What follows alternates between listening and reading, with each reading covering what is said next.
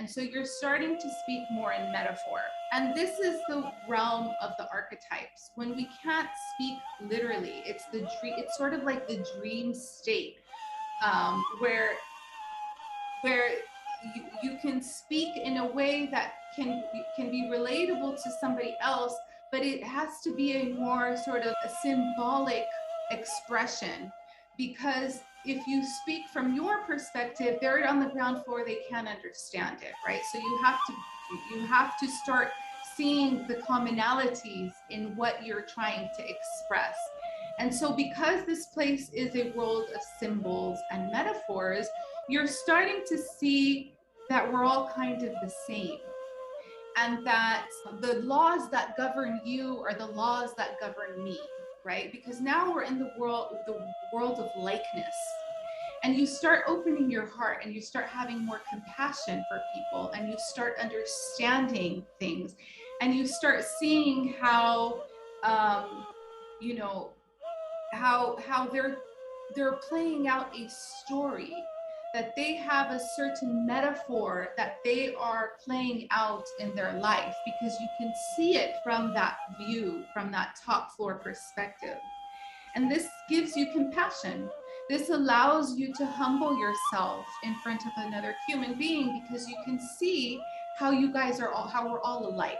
From up here, you can see that we're all one big human soul. From up here, we can see the whole story a little bit. We can't see the entirety, but we're starting to put more puzzle pieces together.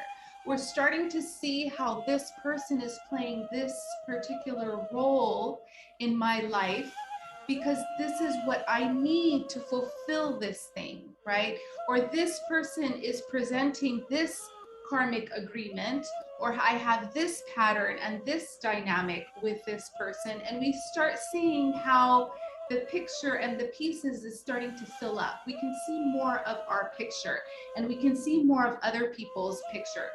From here, we're hearing God's story, right? We're seeing where we have more of an eagle eye view, or God's view of the world, where we can see all the pieces together and how they're working and the dynamics between them, and how when the car stops and this red light, the red light goes and this car stops, how that person walks across the street and how they're playing. Each one is not a coincidence. There's no mistakes. It's all in this divine flow and within this divine organic narrative. And we are the archetypes. We are sort of the roles that are being played or unfolded or seen and witnessed in this life. And so that's pretty much it. That's what the archetypes are, right? They are a way for us to access God's story of us.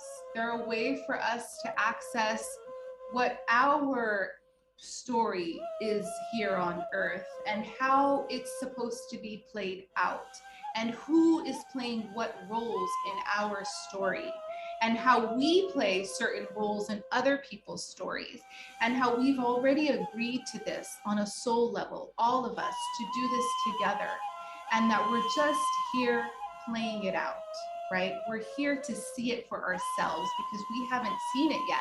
It's all in God's mind, existing in image and symbolic form and in metaphor, and we are now expressing the metaphor. We are here to become the metaphor, or to be God's story.